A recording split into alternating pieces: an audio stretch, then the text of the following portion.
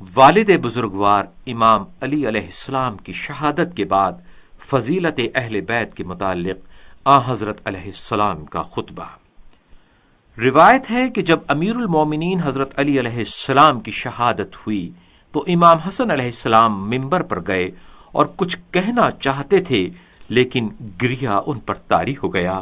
تھوڑی دیر کے لیے بیٹھے اور پھر اٹھے، پھر فرمایا، تمام تعریفیں اس خدا وحدہ لا شریک کے لیے ہیں جو اپنی ابتدا میں ایک تھا اور ازل سے خدائی کی ساتھ عظمت والا ہے۔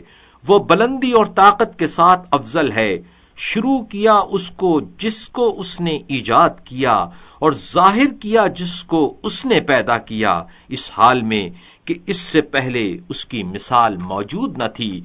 مہربان خدا نے اپنی خدائی لطف کے ساتھ اور اپنے کثیر علم کے ذریعے موجودات کو ظاہر کیا اور اپنی قدرت کے احکام کے ذریعے مخلوقات کو پیدا کیا۔ پس اسی وجہ سے کسی کو حق نہیں ہے کہ اس کی خلقت میں تبدیلی کر سکے اور اس کی بنائی ہوئی چیزوں میں رد و بدل کر سکے، اور کوئی اس کے سامنے مواخذے کا حق نہیں رکھتا۔ اس کے حکم کو کوئی رد کرنے والا نہیں ہے اور اس کے بلائے ہوئے کے لیے کوئی رکاوٹ نہیں ہے۔ تمام موجودات کو پیدا کیا جبکہ اس کی حکومت کو زوال نہ تھا اور اس کی مدت ختم ہونے والی نہ تھی۔ ہر چیز کے اوپر ہے اور ہر چیز کے قریب ہے، ہر چیز کے لیے دیکھے بغیر ظاہر ہے، اور وہ بلند و بالا مقام میں اپنے نور کے ساتھ پوشیدہ ہے اور اپنی بلندی میں اونچا ہے، اسی وجہ سے اپنی مخلوق سے خفیہ ہے۔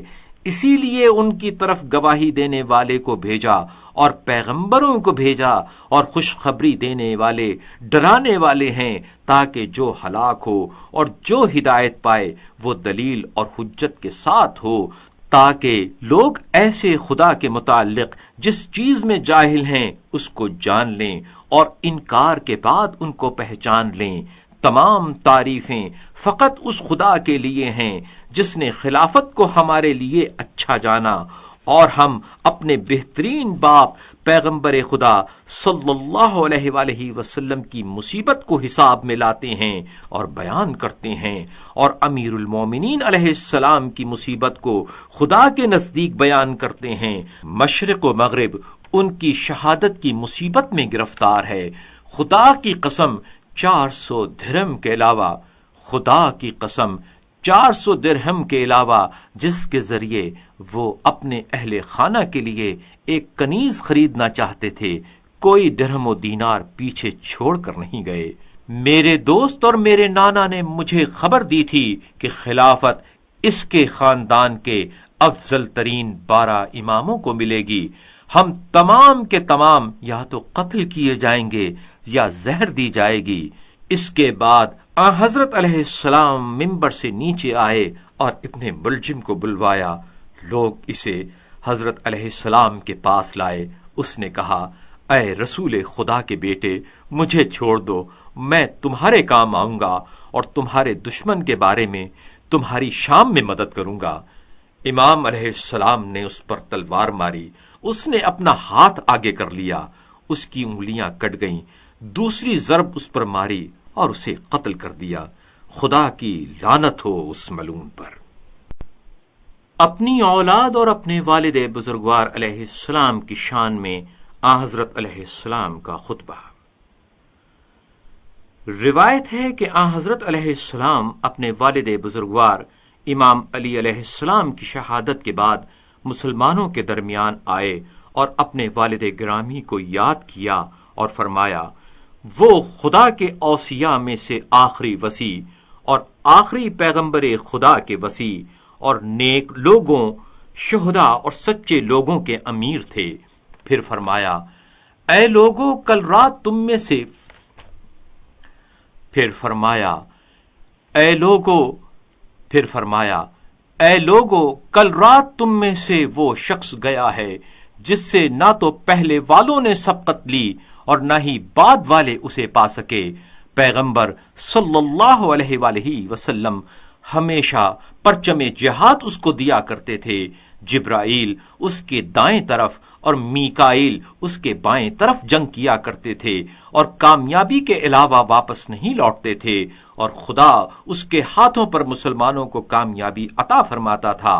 اس نے شہادت کے وقت سونے اور چاندی میں سے کوئی چیز پیچھے نہیں چھوڑی، سوائے اس چیز کے جو اس کے بچوں میں سے ایک کے پاس تھی، اور بیت المال میں کوئی چیز نہیں چھوڑی، سوائے 700 درہم کے ان کے عطیات میں سے، جس کے ذریعے وہ اپنی بیٹی ام کلثوم کے لیے کنیز خریدنا چاہتے تھے۔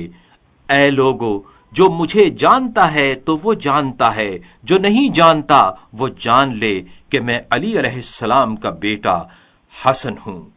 پھر اس آیت کو پڑھا کہ جو حضرت یوسف علیہ السلام کے قول کی حکایت ہے، اپنے آباء و اجداد ابراہیم، اسحاق اور یعقوب کے دین کی پیروی ہے، میں بشارت دینے والے، میں ڈرانے والے اور خدا کی طرف بلانے والے کا بیٹا ہوں۔ پھر اس آیت کو پڑھا جو حضرت یوسف علیہ السلام کے قول کی حکایت ہے، اپنے آباء و اجداد ابراہیم، اسحاق اور یعقوب کے دین کی پیروی ہے، میں بشارت دینے والے، میں ڈرانے والے اور خدا کی طرف بلانے والے کا بیٹا ہوں۔ میں اس کا بیٹا ہوں جو روشن چراغ ہے، اور اس کا بیٹا ہوں جس کو خدا نے سب جہانوں کے لیے رحمت بنا کر بھیجا ہے۔ میں اس اہل بیت میں سے ہوں جس کو خدا نے رجس سے دور رکھا ہے اور پاک و پاکیزہ کر دیا ہے۔ میں اس خاندان سے ہوں کہ جبرائیل جن کے گھر نازل ہوتا تھا اور ان کے گھر سے آسمان کی طرف جاتا تھا۔ میں اس خاندان سے ہوں کہ جس کی دوستی اور ولایت کو خدا نے واجب کیا ہے، اور جو پیغمبر صلی اللہ علیہ وآلہ وسلم پر نازل کیا ہے، اس میں فرمایا ہے، ان سے کہہ دو کہ میں رسالت کا کوئی اجر نہیں مانگتا سوائے اپنے قریبیوں سے محبت کے، اور جو کوئی بھی نیک کام انجام دے تو ہم اس کا بدلہ زیادہ کر کے دیں گے، اور نیکی کرنا ہم اہل بیت کی دوستی ہے۔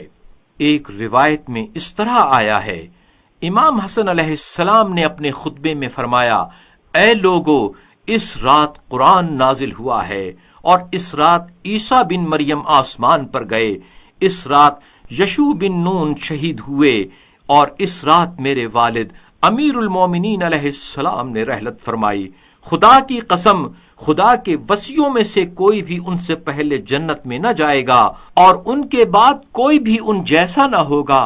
اگر پیغمبر صلی اللہ علیہ وآلہ وسلم ان کو کسی جنگ کے لیے بھیجتے تھے تو جبرائیل ان کے دائیں اور میکائیل ان کے بائیں طرف جنگ کرتے تھے، اور سونے اور چاندی کے سکوں میں سے کوئی پیچھے نہیں چھوڑا سوائے ان 700 درہم کے جو ان کے حصے کے باقی تھے، ان کو جمع کیا تھا تاکہ اپنے اہل خانہ کے لیے خدمتگار خریدیں۔